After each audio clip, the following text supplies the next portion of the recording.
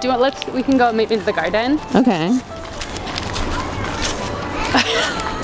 You're getting the walking shot. Right, yeah, we're going to a place.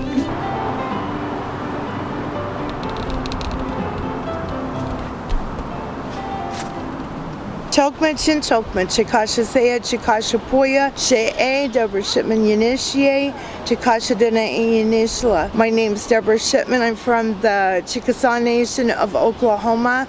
I also carry blood of the Choctaw and the Cherokee and Irish ancestors as well.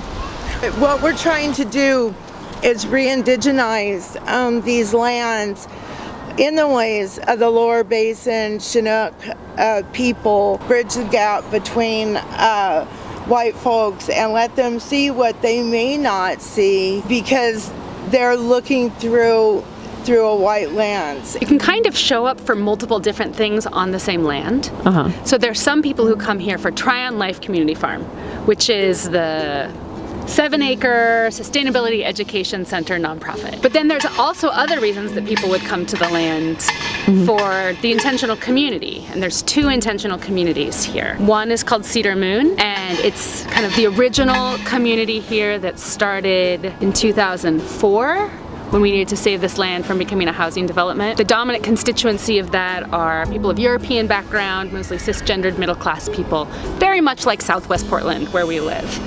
But in the past several years, the land has kind of birthed a new collective, which is called the Bridgewalkers Alliance, which is explicitly for people of color and transgender members. So we now have 2 intentional communities here who share the land, who share resources, but are able to kind of create our own cultural norms, do our own ceremony, have our own decision-making processes, and especially for the people who come from communities more marginalized by capitalism, it's been a great way to feel at home on the land rather than guests in someone else's community. The people of color and transgender people who are living here demanded it. They said, this is a wonderful land, this is a wonderful place, this is a wonderful community, this is not our community, and it's just exhausting to continue to be marginalized people inside a community that's dominantly made up of people of European ancestry. So they said, we are declaring sovereignty. We are taking part of the land,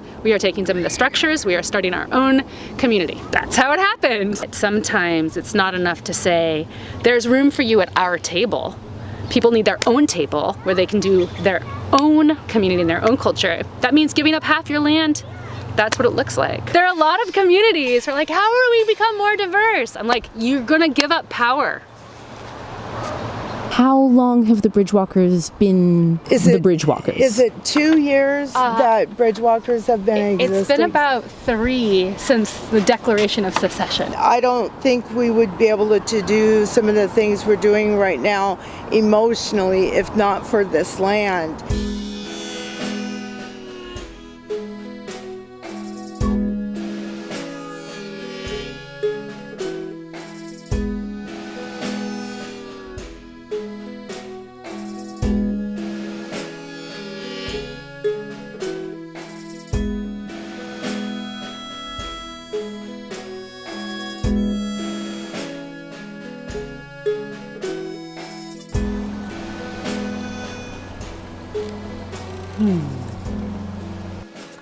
Hey, thanks for watching. That concludes, for now at least, our coverage of the Bridgewalkers Alliance and Tryon Life Community Farm. Joyce has been traveling all around the West Coast filming communities like Tryon, and I've been doing the editing. That travel has been completely funded thanks to you, our community on Patreon. There are a lot of different kinds of communities and a lot of different ways to build them, and we are so grateful that you have chosen to be so substantially a part of this one. If you want to support Rejoice more in her travels, you can go to patreon.com/Commune Life, and there's also a link below to give directly to Tryon Life and the Bridgewalkers Alliance. Okay, bye! I'll see you next time.